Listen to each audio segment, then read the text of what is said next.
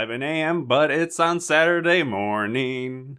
Watch the film and take detailed notations. Jacob's on his phone feeding his gambling addiction. Fact. Lucas is on his, but he's looking up character names, and so they'll talk about a DCOM or maybe 2 or 3. Jacob will explain Lucas's jokes unfunnily. They'll offend and drink pop obnoxiously. Man, I'm wondering, when will the pod get good? Oh. All right, hey, it's a whole new pod. Yeehaw. What was that play off of? Well, in classic fashion, we'll have to explain the joke. Yes. This was for Jacob's benefit, because I did the homework and watched Tangled before doing this. Is that a song So from the movie? that's kind of the one theme? of like the two biggest songs in Tangled. So that is Okay. When Will My Life Begin? And it hadn't been a Wow. while since we did a parody song. Job so well done, I Lucas. spent 10 to 15 minutes this morning and be like, okay, let's actually try to throw this together. Well, that was ideal. Like bring in that. some stuff about being mad about us doing this on a Saturday. Me being mad at Jacob for being on his phone. Yeah. When I write the parody, I guess I just mean to bash Jacob. me. It's just bashing me. And maybe I'll have to come up with a song bashing Lucas. You know, again, anytime you do that, I'm like, sure, I challenge you. Go right ahead. I'm not going to fight you on it. Any effort. Thankfully, though, we had talked about it before. The movie we are covering today, very unique in that it's very short. Very short. So it's okay that we're doing it on a Saturday morning, because the last time it's like, oh, I almost died having to do the 100th episode, and Jacob's like, okay. Next time we will do it on a Saturday again. Yeah. But we're a whole new pod, if that wasn't clear, because we didn't really say that. We are the podcast all about Disney Channel original movies. Did I say my name yet? You didn't, and I did say mine. We referenced it in the song. I'm Lucas Melby. I'm Jacob Telejohn. And yeah, we're talking about Tangled, Before Ever After, which does say to be confused with Tangled Ever After. Yes. Or Tangled Rapunzel's Tangled Adventure. Yes. So this movie specifically says in it, a Disney Channel original movie, so anybody that tries to fight us, because essentially this is the 50-so minute pilot episode for Rapunzel's Tangled Adventure, which is the 2017 to 2020, it ran for 60 episodes or so, animated series of Tangled, which is interesting for a couple of reasons. One, that Tangled came out in 2010, so kind of a bit of a distance between those. But also, it's a 2D cartoon, which Disney used to have a lot of spin-offs of their movies. I remember as a kid watching The Aladdin, The Little Mermaid, Young Hercules, those animated series. Lion King had Timon and Pumbaa. All represented in the Kingdom Hearts games. Yeah, and I like those shows, but I wasn't sure how Tangled would really work, but I have an idea of how that show maybe works, but not necessarily because of this movie. This movie kind of leaves some of it up for the imagination. As I said, I rewatched Tangled, which I hadn't seen since I think 2011. Came out in 2010, but I don't think I watched it until it was on Netflix or something. And I remembered liking it more than I ended up liking it on the rewatch. And I think the thing about CG animation, and I'm kind of surprised that something that came out in 2010 still had this happen, but there's always such a development. It always gets better looking and better looking, where sometimes it's hard to go back and watch older movies. But that one's still pretty good? No, I think that one looked kind of bad. Oh, okay. I'm like, this kind of looks like a DreamWorks movie, which you don't want to say when it's a Disney movie. Why are you hating on Shrek like that? Well, the thing is, it kind of reminded me of Shrek. Oh. But part of what Shrek is Shrek is purposefully ugly in a lot of ways, because it's Jeffrey Katzenberg. Those are people that left Disney to make it, right? Yeah, it's them sticking it to Disney by spoofing the tropes of princesses. Yeah. So some of it is purposely ugly, but it's also working with early 2000s era animation. So some of it is just innately ugly because that's what they were able to produce. Did you know that Chris Farley was supposed to be Shrek originally? I didn't. Yeah, there's even audio of him out there doing lines for it. Him saying, "Oi, donkey!" Yeah. But his version is really kind of weird. You have to check Scottish it out. or whatever. No, it's different. You have to look into it. And then I looked up, and apparently Tangled was extremely expensive. I think $500 million or something, or $250 million. Yeah, it was and it made $600 million. And there was something I was reading that it's because they were trying to develop or using some kind of special animation process where parts of it was supposed to look kind of painterly, or it was a painting. I'm like, well, I don't know, that did not come across in the movie. It just looks like a basic animated movie. Yeah. And it was, at the time, they hadn't made like a princess movie since Princess and the Frog. Oh, okay. And this was their first like CG one. So, I don't know, some of the music's decent. It's Alan Menken who did the couple of songs in this movie. And he, of course, is tied to lots of the big Disney animated movies, as well as stuff like Little Shop of Horrors. So, you know, big Little Shop of Horrors. Big credit for Alan Menken. Yeah, because I remember loving The Incredibles, and I wanted to rewatch it before The Incredibles 2, but I rewatched the first Incredibles and like, this kind of looks rough. And that was something with early Pixar movies, is they got around, because like a lot of the time these characters look naturally shiny, because that's just like how the, I don't know, rendering process was. But in Toy Story, it's like, well, they're all toys, so it's okay for them to look inhuman. Or A Bug's Life, they're bugs. It's okay for them to look shiny. Yeah. But when they start representing like, you know, even stylized people like in The Incredibles, it still is like, it's a little uncanny. And she's still like a princess, right? She's got to be, you know, gloss. I'm just saying, 2D animation, you watch something like Pinocchio, or, you know, besides maybe some like aesthetic choices that are more representative of the time, essentially the techniques are still there. I mean, there's more computers used now, but like 2D animation isn't going to like ever, unless it's like, you know, bad like Flash stuff on the internet, it's never going to like age poorly where you're like, that looks bad. I mean, there is some stuff from like the mid 2000s, especially like anime, when they were first starting to use computers. But generally, something that was 2D animated 10 years ago, I'm not going to be like, oh, I can't watch that anymore. And we were kind of talking about, too, kind of during the movie a little bit. This is going to be the fourth animated movie that Disney Channel has had. At least as far as our recollection goes. Well, yeah, and it does have them listed here. Just so we have the Kim Possible, the Proud Family, and Phineas and Ferb. So this will be the fourth one. And Phineas and Ferb was a while back. Yeah, and Jacob fell asleep in that one. 2011. In case you didn't remember, Jacob fell asleep in that one. 2011, so it's been 6 years since we've had an animated movie. And the animation style of pretty much all of those kind of reminds me of more like Flash animation, where it's like very low detail, and it's like stylized in a way, but some of the style seems like it's maybe strategically chosen so that they can produce stuff cheaply. Yeah. And I remember aspects of the Proud Family with like the weird peanut people just being like horrific. Like I didn't like anything about it. It was a goofy style, but I mean, this movie does kind of stay tuned with, you know, I mean, granted, a lot of Disney movies are musicals, right? But I mean, this one kind of stays tuned with a lot of the movies we've had recently being musicals. It's got as many songs. Our first animated musical, right? I believe so. Probably, yeah. Maybe there's a Kim We only get 2 song. songs in it, though. Yeah. But I mean, it's only like 50-some minutes, so that's still like maybe up to the being equal to like The Descendants, the first one. Which I will say, this movie, 50 minutes, awesome. Even if we watch Tangled's only an hour and 40. Every single Descendants movie is longer than Tangled. It's like the gall of the Descendants making us watch near 2-hour movies all the time. I mean, this movie really flew by. I mean, it was like really quick.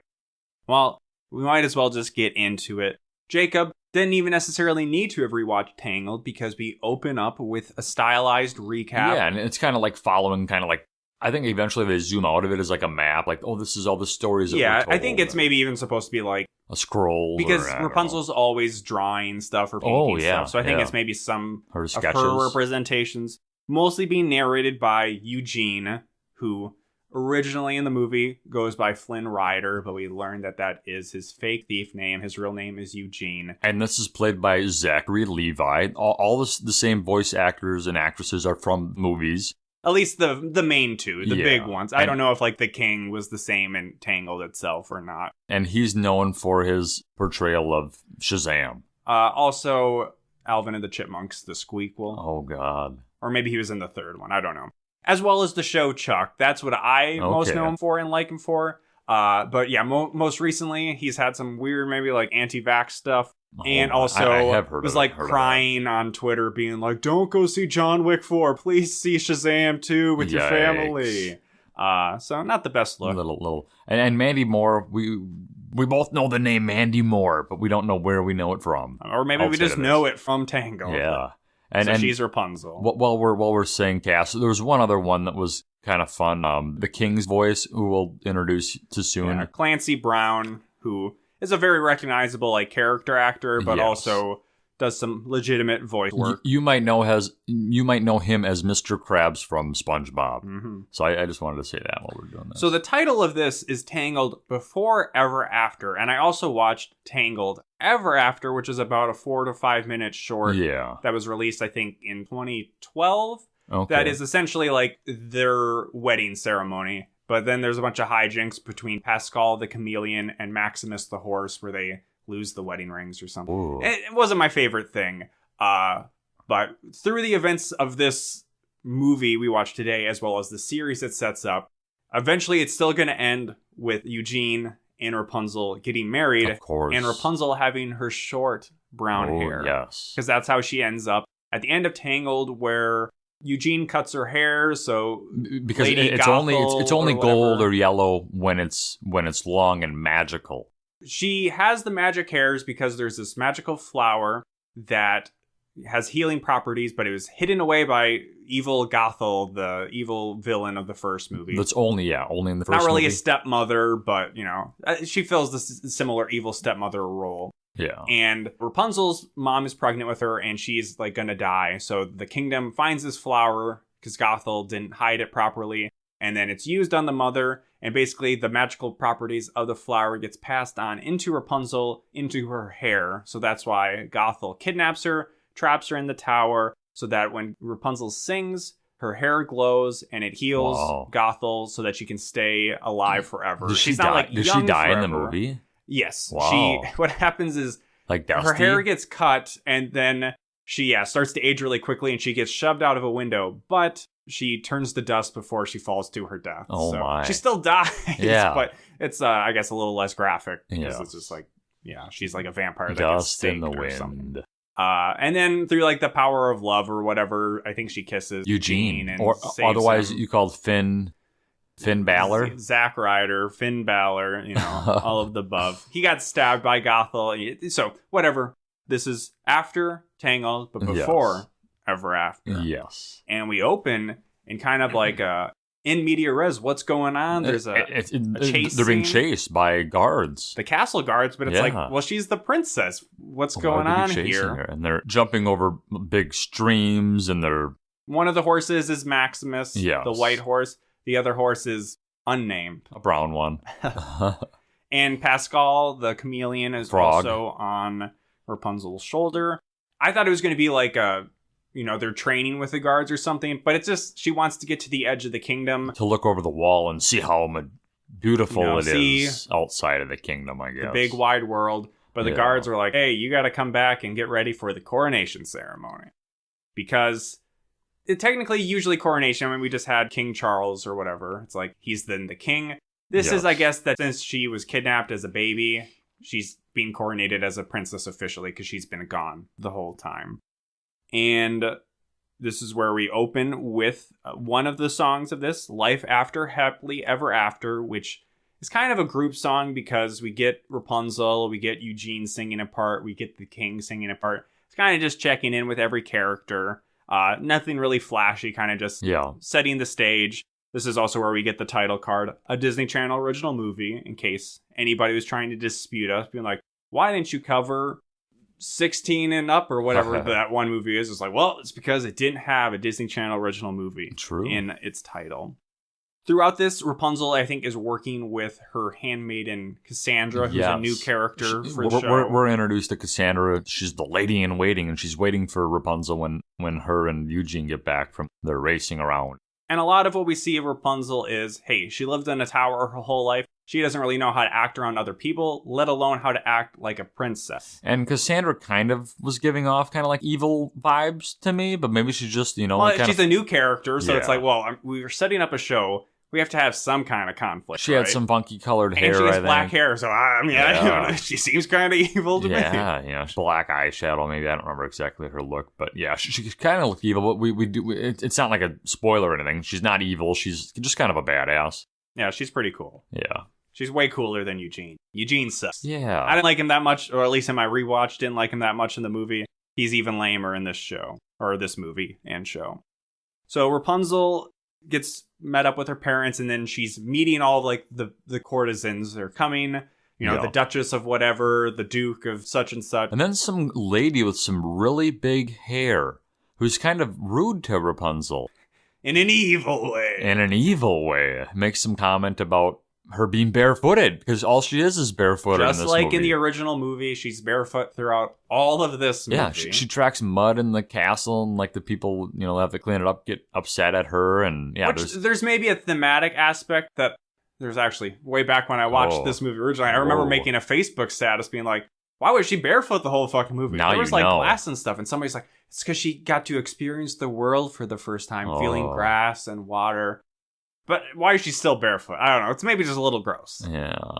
I don't think Quentin Tarantino consulted on this. Her feet are dirty. They do show that she's tracking mud and stuff. Oh, around. do they? Yeah. In the castle, they're getting upset at her. So yeah, Rapunzel's kind of embarrassed about this. Then there's a big court dinner where Eugene gets in front of everybody and proposes to Rapunzel. And she says, like, we're going to stay here forever in the castle. And she dwells on this, and like in her mind, she's like, forever, and like, because she wants to explore, obviously. Forever, ever? She wants forever, ever? Forever, ever? She wants to explore and leave the castle, and, you know. Because she spent her whole life locked trapped in a tower, and so she has a lot of the world she wants to see. Yes, and this would basically be the same thing is what he's proposing. And maybe Eugene's not the right guy. Maybe not. Maybe she should get with Cassandra. I don't know. Ooh, I ship it. So, speaking of Cassandra says, hey, I think what you need is a night on the town. But how can I do that? Well, we're going to sneak out. And Cassandra... Where she still kind of has, like, evil vibes. Because she opens up a giant chest or wardrobe of, like, something. Weapons.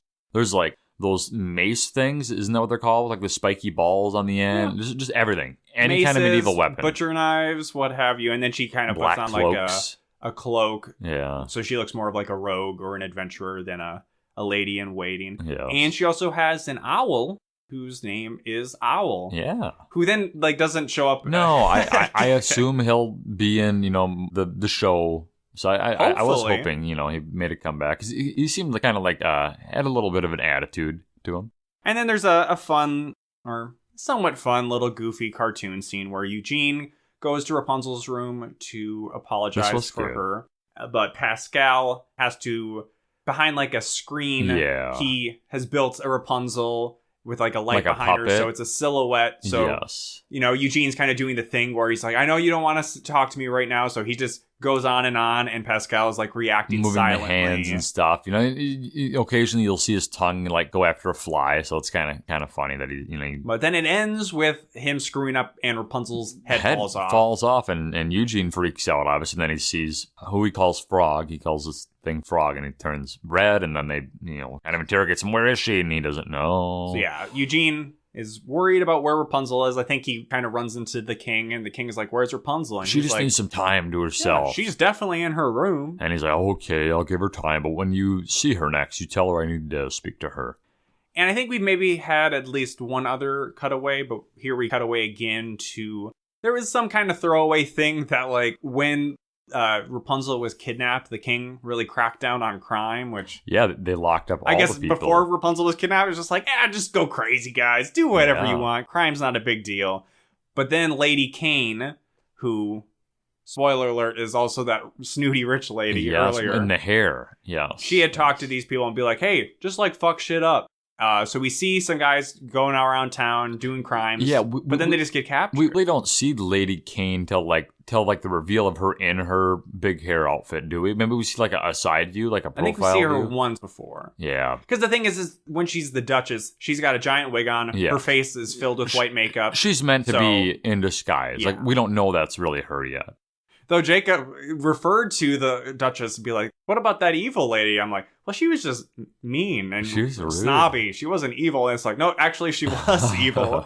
But I don't know. I didn't think there was a way to know that. But Jacob, I also that thought great consciousness. I did think her best friend was evil. I know there had to be there had to be somebody bad. Well, yeah. And we were working within 50 minutes. So, you know, stuff's got to move kind of quick. Yes. Then we get the second song of the movie. As they're out exploring, yeah. This is Wind in My Hair, which I thought was a much more fun song. And makes sense because this is also the theme song for Rapunzel's Tangled adventure. We hear it a couple of times in this movie, and then you'd be hearing it. I like it every single episode. So you need much more of like a fun bop. So this feels very much in line with When Will My Life Begin, where it's, upbeat, poppy kind of song. So they're on the horses, and they eventually get to like a bridge that looks pretty treacherous. So as somebody who's been playing a lot of Legend of Zelda, I was like, oh, they're out exploring. Now they got to climb this wall. And get off their horses. But what's this mysterious thing they're finding? Spooky. So they get to this bridge, and they have to get off the horses, and then they kind of, walk across the bridge. And, it starts to break and crumble, but they do eventually get across it. And Cassandra's actually bringing Rapunzel to like a location like that she had preset. And it's like a monument. Which actually then it's like, why is Cassandra taking her here? It seems a little like Sussy. Ulterior motives, but then she's fine in the end. Yeah. So this place is marked with like a plaque or a kind of like a monument thing. I don't know, that this is where the flower was found when they needed to save the queen. Yes. But there's all these like sharp spikes, black spikes around it. Yes. So there are already a few of these black spikes up there, and Rapunzel goes up to like touch one of them. Well, before she does, Cassandra says like, yo, check this out. And she swings her sword at it and it breaks. So they're very strong. They're very strong, spiky rocks. So then Rapunzel touches one of the rocks and just stuff starts to go like wild. Like more rocks start shooting out. There's like a big kind of like explosion. Yeah. Where they're blown back. And then her long flowing golden hair is back. It's long. All of a sudden it just grows like 50 feet out of nowhere. And then we get a bit of an action escape sequence. Yeah, as rocks, like these spiky rocks that were in the ground, start jutting out more and more. And her and Cassandra have to run through the woods and stuff. And Cassandra's trying to block them like by ripping down boulders and stuff. They eventually get back to the bridge. And throughout this, I really like the visuals because it's nighttime. There's kind of like blues and purples. Yeah. And then her hair is just like glowing, and it's a really nice contrast. Honestly, I kind of like the visuals of this movie more than the actual Tangled movie in some ways. Yeah, and it's growing back as they run. This is kind of, I mean, it gets they gotta really have some long. kind of action, I guess. But it's kind of a lengthy. They'd be like, oh no, the bridge is falling. So yeah, like her hair gets stuck in rocks on the bridge, and they get to the other side, and they're like, oh, how are we gonna do it? So Cassandra tries to cut it. And obviously, it breaks the blade again. And it's like her hair. Well, not obviously. Well, no, because in the original movie, her hair wasn't indestructible, but it seems to have taken on the same properties of the black spike. So then, the horse Maximus has to like run down the bridge, and there's action. Like the bridge keeps crumbling, and is he gonna fall? Is he gonna make it? And eventually, I don't know. He must break away the rocks where her hair were trapped. And like the good horse freeze.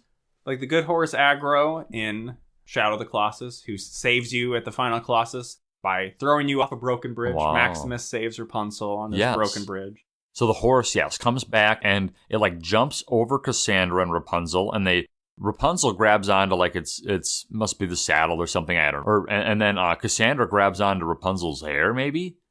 Or her cape or something. And then like so Rapunzel and we Maximus, don't need the complete play-by-play. It's very intense. It's like, oh my god. So Cassandra like almost falls, but the horse saves her. So that was the thing is, at that moment, it was a lot of action. Fake out, it was a good scene. It's actually the other horse. Maximus doesn't save her. Oh no, yeah, it's the brown other horse. But I was like, well, if she falls to her quote-unquote death, she's evil, and we'll come back later. But then she gets saved, and I'm like, also, she has an owl named Owl. She can't be a bad guy. That's too goofy. So they're saved, and they're like, oh man, we need to head back to the castle, I guess. So they sneak back into her room. But it is daytime now. They have been gone, I guess, or at least a while. Morning. Yeah, and the guards are all out. They've beefed up security because they know she's gone. Like, it's now known that she's been away from the castle. And then Cassandra uses her wardrobe of weapons, tries to cut her hair. Like a really giant, like 10-foot tall, like axe thing, breaks the table in half. All these other knives and stuff, it's all breaking with the hair. It's a cartoon, so they get to do a lot of fun over-the-top stuff. But now they know Eugene's on his way up to the room, right? So now they need to hide all the hair because they can't chop it off. So they just start shoving it in drawers, under beds. But then he just comes in and is like, oh, holy hair. And it's like, all right, yep, Eugene knows now. Yeah. But then, like, Rapunzel can't tell him the full story because Cassandra's like, I'll be fired because I snuck out with you. So it's just like to protect Cassandra, and Cassandra doesn't like Eugene, so she's like, he won't protect my secret. So that's like a little, it's not even really that big of a deal. Beef between but the it's two. a little like forced drama. Yeah. As well as like, oh, it's the coronation. It's like, how long is this coronation? It feels like every time we're leading up to the coronation, but it's just like, oh, well, this was the coronation meet and greet. This was the coronation dinner. But now we're like actually getting to the coronation ceremony. And what Rapunzel does is she gets one of like the big wigs that we see that the evil lady had on earlier. Like it's big. It's like, or that you just would see like French aristocracy, you know, during the era of like Louis the 16th. It's fun because she's like having to balance it. It's like gonna, you know, fall off her head because there's just so much hair. So yeah, she's got it in the wig thing, the oversized wig. So she has her hair hidden. So then she's like talking to her parents, and at one point her mom comes by herself to her room and reveals a present to her that's a journal the mom wrote a bunch of adventures in. And Rapunzel's like, what, Mom? You went on adventures? She's like, yeah, I had to find myself. I didn't really know what I wanted to do or be. And here, I have one that's empty, and I want you to fill it in with your adventures. But she's like, but I'm going to be a princess. When am I going to get to do that? And then we get a little montage of like criminals and stuff, like committing crimes, like the ones that were I kind of talked about that earlier. Lady Kane. So yeah, this is kind of showing them all getting locked up because they're all going to the same place, so they're being brought to the castle where the coronation is taking place. Yeah, it ends up being kind of like a Joker in the Dark Knight, where we purposely wanted to be captured just so that they can get released from prison. But it's like, I don't know. I don't think the royal family would have their like living quarters above the dungeon. I thought that was kind of silly too, but whatever. You know, it served the plot of the movie. It had to happen, Lucas. And that gets revealed during the actual coronation ceremony, where the mean Duchess sneaks down to prison, does some like kung fu action to take out the guards, frees the prisoners, revealing that she's Lady Kane. And then they go up and take the king as well as some other like royals or court people hostage to put in like a carriage. Wagon. Yeah, wagon, yeah. And here Rapunzel takes off her wig to reveal that she has her long magic golden hair. Yes. And she kind of starts to use it. And there's a lot of this in funny Tangled itself. Ways. But she's using it essentially like Spider-Man, where she's like tying ropes guys and stuff up. And just multi-tooled hair. Yeah, it's fun. This is like a big fight scene. Fun. It's her, it's Cassandra, it's Eugene, and they're all fighting, you know, like the bad guys that are now in guard outfits, I guess. And Cassandra's actually the one kind of taking on Lady Kane initially. Yeah. And then like Lady Kane takes out like some fans, so she's fighting with fans. Yeah. Speaking of fans, or should I say pans? Oh. Rapunzel gets a pan that's hanging on like the wagon. And then Eugene gets it, and he throws it like a boomerang to take out some guys. And it takes out 3 guys that were standing kind of in a circle. He throws it, and it goes bang, bang, you know, off their skulls. I still don't like Eugene. You're not getting me moving. That was a good move. And they defeat the bad guys in funny fashion because Lady Kane's trying to escape and be like, hey, oh yeah, it's something like her dad got put in prison because he like stole something. So she's getting revenge on the royal family or whatever from 18 years ago. But then like the door just gets like, she's by a door and she's about to escape, and then the door basically just gets squashed. Like, she gets crushed by the white horse. And it's like, is she dead? I can't remember. We maybe see her get shackled up and taken away, but I don't think she's going to be like the big bad of the entire show. No, because we do have a scene a little coming up here. We cut later that day where like the royal hall's kind of all torn up, and Rapunzel's talking to her dad and explains like, yeah, we went to this place and then it like restored my hair and it's indestructible. You left the castle walls? Did you go by yourself? You deliberately disobeyed me. Yeah. I can't remember what that's from. Is that from Little Mermaid? Is that King Triton saying that to Ariel? You deliberately disobeyed me. The human world is no good. And kind of surprisingly, because I'm like, well, where are the adventures going to get set up? And the dad says, you're forbidden to leave the walls because you're my daughter and I don't want to lose you again. So like every episode, is she just going to be sneaking out of the castle? So then she has kind of an emotional, not like makeup scene, but just kind of like, hey, here's what's happening, Eugene. Yeah. This is what our status is. Yes, Eugene brings her a cupcake. which was a callback to earlier, because like when she was going out in the town, she was trying to have fun. She was trying to interact with the townspeople. Somebody gave her a cupcake, and the guards just like smashed it, just to make sure it wasn't poison. Get away, poor! Yeah, basically. Like she offered to braid a little girl's hair, and they just, like the guard started doing it, but was like tugging on the kid's hair. Pepper sprays her in the face, kicks her down. Yeah. And then we get a reprise of Wind in My Hair. She goes out onto her balcony, and it's very like Belle at the beginning of the Beauty and the Beast, emotional kind of. Basically, it's implying she's looking out on the horizon. I'm going to go on an adventure. We assume, because she also, I think, before this, looks at her journal, and in it, there's some French phrase from her mom being essentially like, "Make your own." The journeys, world is right? big, or I don't know, something like that. Yes, because we do see the journal again about this time, where it just starts fanning through all the pages, because she's plotting. What should I do? And every page is empty, and then they're all ready for a new story. Très bien. Très bien. Oui, oui. Yes. And that's the end of the movie. With or is it? Thinking there's going to be some adventures, even though. It's not really setting it up. I thought it was like, it's just the show's just going to be about her setting out to try to correct her hair, because we know it has to eventually end at her wedding, where she has her short brown hair again. In the sequel movie, right? Or in the little short. Or the short, yes. But yeah, right at before the credits, we see a first-person point of view. Mysterious cloaked figure. The actual use of POV, as opposed to the TikTok trend of saying POV when it's actually you looking at somebody doing something. And that's the perspective, not a first-person perspective. Sorry, I'm just a very big fan of certain POV videos. So. I bet you are. See, that's my growth, not say that Jacob's the fan of those. Thank you. But, okay, so going back to this mysterious cloak figure, it's looking at... Well, we don't even know if it's cloaked, because it's that POV. Oh, yeah, well, because they're kind of like going through the bushes. Yeah. And we know they're evil because the music is evil. Yes, creepy music, creepy gloves, but it's looking at the magical flower spot that she had broken, it had all the spiky rocks and stuff, and that's it. And then it just cuts to Wind in My Hair for the credits song. Yeah, we see all the... And I danced. Casts and stuff. Yeah, he was dancing. He was bipping and bopping and booping. So not exactly like the biggest tease to like get people to like watch the show, but no. Honestly, I always brought it up when we watch a movie for like, did the Even purposes? Stevens movie make me want to watch the show? Did Kim Possible make me want to watch the show? No. I'm probably not going to watch the Tangled series, but this is the closest, because I'm like, this art style's pretty fun. Yeah. I can foresee there being lots of fun, like hair, fighting and things, stuff like that. Still probably not going to watch it, but this is the closest out of any of them that I would have gotten to wanting to watch. Yeah.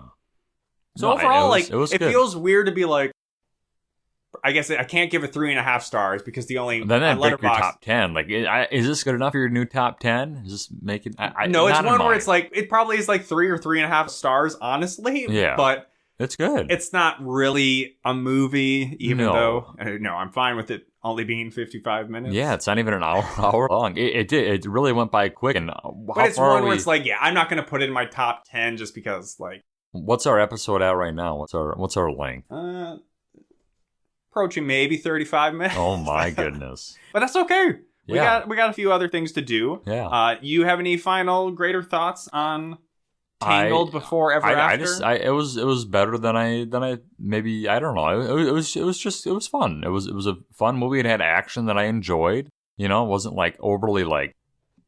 Better action than the fucking Kim Possible movies. Yeah, it was good. I enjoyed it. I don't really have too much more to say. Good. All right, let's wrap it up. Yeah, it was. I don't know. It was good. I think this is one of the first ones we've had in a while where, when we talk about Never Remember, could Rapunzel and Cassandra, we'll let her have Cassandra. Eugene, not in the mix. No. Pascal and Maximus, maybe in the mix. Yeah. Could this crew have stopped 9/11? I say yes, and hair super long, she can maybe even like go pick up the other planes. Wow. Since we seem to have gotten recently so hung up on like they can only stop one plane. Realistically, they could stop one plane but not the others. But no. We got to be a little bit magical with this one. Well, especially with her indestructible hair. True. She could maybe save the Twin Towers, but that could maybe just lead to... She could wrap it around it. That could just lead to other destruction with like broken planes or something. Yikes. But yeah, why not? Cassandra, but then she sings, and that brings about like the restorative properties of her hair, and then she just like saves the city. So Rapunzel's our greatest hero. Yeah, she's like a superhero. Now she's a top tier Disney princess. Yeah, nah, she's maybe 6, top 7. 5. Yeah. If you count like you gotta have Mulan is considered a Disney princess. I know like they kind of retroactively did, but who are your top Disney princesses? Like there's Snow White. Really? You're going with Snow White as a top one? She's a top 5, right? Okay. I haven't watched Snow White for a while. Yeah, my number 1. Like Belle. Belle number 1. Belle Easy number 1. Number 2. Cinderella. Fuck off. Well, I mean, like realistically, like come on. What do you mean realistically? Like, are we making them fight or something? Oh, you mean like okay. Which ones you like the most? Yeah. I'm not talking about like chronologically. Yeah. She has her own castle at damn Disney World, man. Half of these, I mean, they all have. Sure, at Disney World. Number 1 for me, Belle. Yeah. Number 2, probably Jasmine. Number 3, Ariel. Number 4, maybe Aurora from Sleeping Beauty. And then maybe 5 is where Rapunzel comes in. Okay. This is the hot content. You come to a whole new pod. You definitely maybe you'll have greater feelings once you play all of Kingdom Hearts and you encounter some more of the Disney You put some more thought into your Disney princesses, yes. Well, speaking of Kingdom Hearts, a segment that I had meant to bring up in the past, but I had forgotten. One that I also forgot I titled, and I think the title was Sergeant Telejohn's Kingdom Hearts Club. Oh, no. Kingdom Hearts Band or something. Wow. Sergeant Pepper's Lonely Heart Band. Yeah. That's the parody. So Jacob had been playing Kingdom Hearts. I don't know if he really has anything to check in on. Since we played last, I may have played it a little bit more, but I may have played it, maybe not in the right order. I may have swung on Pooh's swing. I may be... But you're still in Kingdom Hearts 1. Yes, I'm not definitely... I thought when you're saying different order, you're like, then I just jumped to Kingdom Hearts 3 Drop Distance. And I'm like, I do not recommend that. No, I'm still on 1. Definitely on 1. What was the last, major world you did? I mean, I'm still in Deep Jungle. Oh, God, yeah. That's the thing is, I don't need to go in too deep, but I was like, Jacob was mad that he didn't get buy an art printer or something at Anime Detour. I'm like, motherfucker, you haven't even beaten the first game. Just give me some time. We'll get back into it. I mean, I don't blame you for maybe getting hung up on Deep Jungle because honestly, it is probably, if not the worst world, at least in contention. Well, at top least 2 or 3 worst world in the entire series. At least I don't need to go through the whole thing where you need to rewatch the cutscenes and stuff a bajillion times. Yes, that's horrendous. So yeah, we'll check in briefly probably because Jacob will. I don't know. Did you get Hogwarts Legacy for? No, I haven't even gotten that yet. But it's out on your system now. I know. So maybe eventually. I was going to ask you about your Zelda. Do we need to hear your Zelda updates? Is there anything? I mean, the game's really good, but it doesn't have any Disney connection. Nothing. That's why I was bringing up Kingdom Hearts. Fair enough. It's got the Disney all up in that bitch, as Tetsuya Nomura would say. He's like, here's my pitch. Final Fantasy plus Disney all up in this bitch. And Jacob is moving into place where now we will move into our next segment, a whole new pop, where I hadn't put the cans that we're going to do within reach. So I just wanted to get them closer to you so you don't Jacob is very strategic. So we have, as I said, cans this time. So my parents, they're aware that, I don't drink alcohol. So do they know that we do this segment? I think so. Yeah, they must. So they also probably were like, I think when they gave me these, I'm like, it was either during Lent or close to Lent. And I'm like, I'm going to save these for the podcast. And I also can't drink them for at least 40 days. So we have a double feature we're doing this time, which might prove interesting because these could be ones we'd really want to cleanse our palate for. Yeah, let's do the red one first. But I want to get a pure flavor of that one. I think that'll be the best. We have 2 sour warheads. So it says warheads. Was it always warhead sour? I guess I'm not sure. We have watermelon and green apple. And sour warheads is a candy, I believe, started out as a hard candy. Yeah. Though honestly, I don't know if they make the hard candies anymore. I feel like they've had, what is it now? Like a goo? Gummies. I feel like they've got sodas. I'm like, I just like the hard candies as a kid, but they don't seem to exist little balls? anymore. Were they like the little balls ones? I think they were just normal circle hard candies. Okay. So the thing was they start out really, really sour. They had, a powder on. Like they were make your gums bleed. They would make you look like the guy on the cover. Puckering up, yeah. You'd be doing a duck face. Take a selfie now. And then they'd get sweet pretty quickly on. Okay. So I enjoyed them. I don't know what to expect. So yeah, I don't know if I really had sour sodas too much. Not an insane amount of sugar. I'm excited. I'm excited, but I'm ready to hurt. Does it burn your nose when you smell it? No. All right. Not too much, because we got the green one, too. True. Yeah, not too much. Don't want to give us a stomach ache. Tummy ache. We'll see. I also don't want to spill something. We'll see if we like this one. Are you ready to slurp?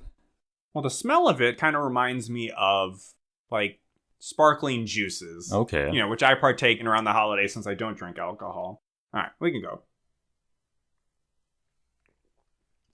Yeah, it just kind of reminds me of like a cranberry. This one especially tastes more just like a cranberry juice it's than not, really like it's really watermelon. not sour, is it? It's not like... I mean, I'd say it's pretty tart. Yeah. It's not like, you know, like... I don't really feel like the watermelon, though. And that's the thing is, the sour warhead starts out sour but turns sweet. So it's kind of impossible to approximate that flavor. It kind of has... It kind of has a little sourness soda. at the beginning. And like you said, it's more... Yeah, I like this one. I would promote this one.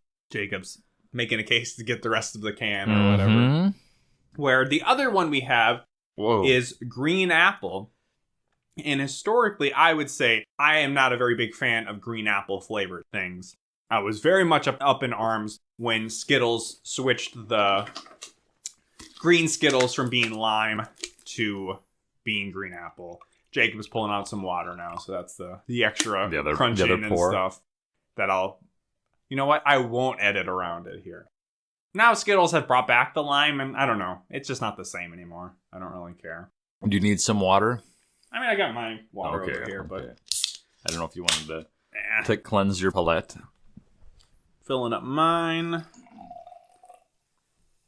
There are some apple sodas out there that I've enjoyed, but I don't know about the sour green aspect of this. Interesting color. So the What do you mean it's green? Well, yeah. I mean, like they are the color they are supposed to be. It's not just like they're like a weird dark cola and like a They would never do that. I feel like I mean, cola only is that color, I think, because of dyes and stuff like that. I don't think. But it is green. Yes. Are you ready? Does it smell the same? 3, 2, 1. Fuck it. Whoa. That's maybe a little bit more of a... I maybe get a little more of the apple, but I think the emphasis on the sour, I think kind of just adds like a baseline flavor. Is more sour. I feel like this one's maybe a little more sour. Because I don't know what you would use to get the sour taste, but it's probably got to be the same thing. For acid or something. Whatever flavor you're using. Isn't it some kind of acid? Well, let's look what our ingredients say. It says nuclear waste. Oh my god.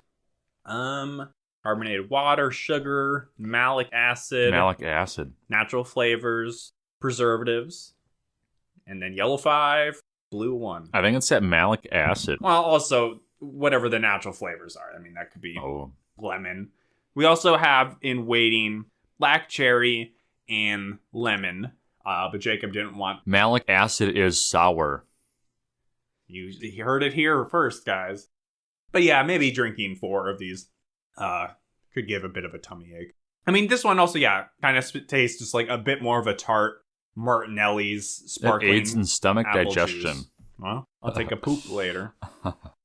So I guess, look forward. We'll round out. I don't know if this is the full range of flavors, but my parents got me 4 of these. What were the other 2? Black cherry and lemon, I believe. Okay.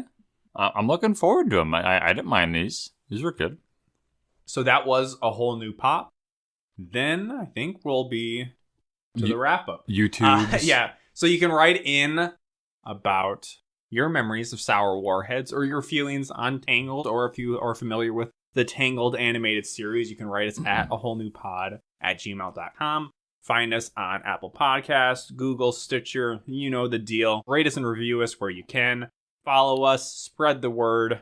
And if I was to say, if you did come across this podcast from my TikTok account, thank you for tuning in, and hopefully, thank you for getting to the real stuff. Yeah, I just wanted to thank the people I was may have stopped on by. And I'll plug youtube.com/awholenewpod as well to like, comment, subscribe on all the stuff there. And we did get a recent. I didn't catch it for some reason. I thought they always a good review or a bad review. It's a little bit of a both. So it's a 4-star review. So it's I'd say we're a 4-star podcast at times. Yes. This comes to us from KTM Dancer. Title, if you like DCOMs, try it. I tried this because Wizards of Waverly Pod is so disappointing because they never talk about the show. So looking into that, Wizards of Waverly Pod is not one of our typical competitors of people doing all the DCOMs or whatever. Yeah. It's the recent hot trend in podcasts, which is people from a TV show Yes. watch episodes of the show and talk about so them. it's them, huh? Two people from, I mean, it's not like Selena Gomez or whatever. Yeah. But it's people from Wizards of Waverly Place, apparently not talking about the show. Weird. I would only listen to like the Sopranos. So they somehow came across us from like that. Pam and Angela from The Office. Office Girls or whatever I think it is. they've watched all the episodes though. So this was suggested for me on iTunes, whatever. That's cool. They actually talk about the movies, so that's great. So far, I'm enjoying it mostly. One of the hosts is a little questionable. Kind of weird to make so many jokes about it too. Oh, Which, I'm sorry, Jacob, I believe that's in reference to you.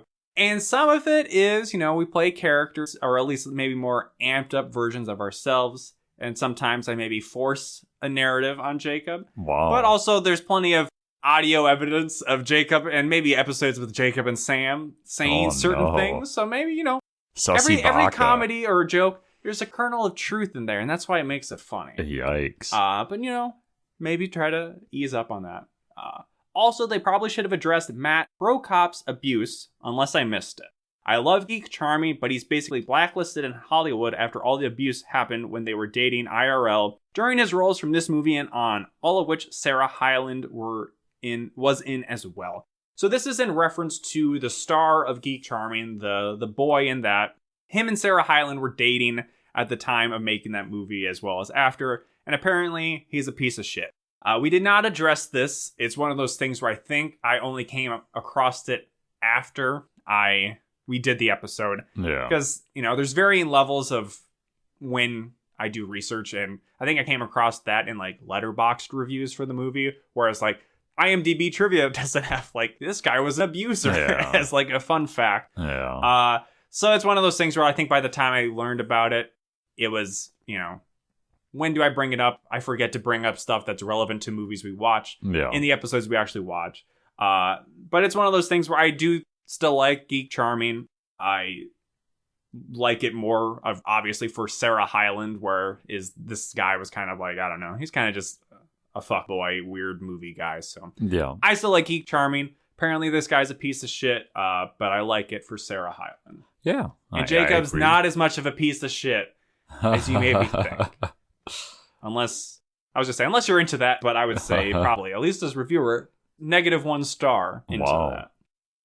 So, thanks for the review, and as I've said before, we appreciate all the positive reviews. Thank you to our Brazilian fans. We appreciate leave that unaddressed at all. If you got, some criticism or some advice for us, feel free to write those in the reviews as well.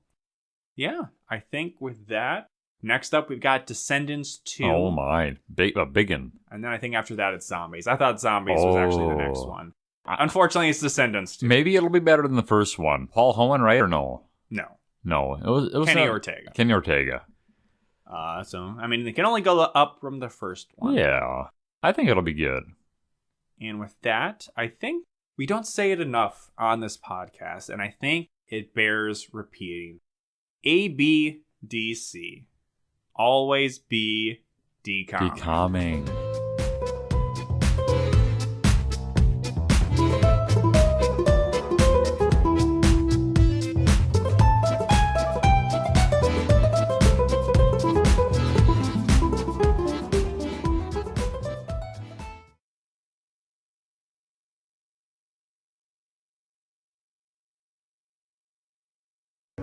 Just fine.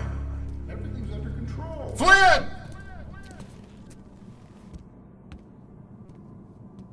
Am I still to create the perfect system? Yeah.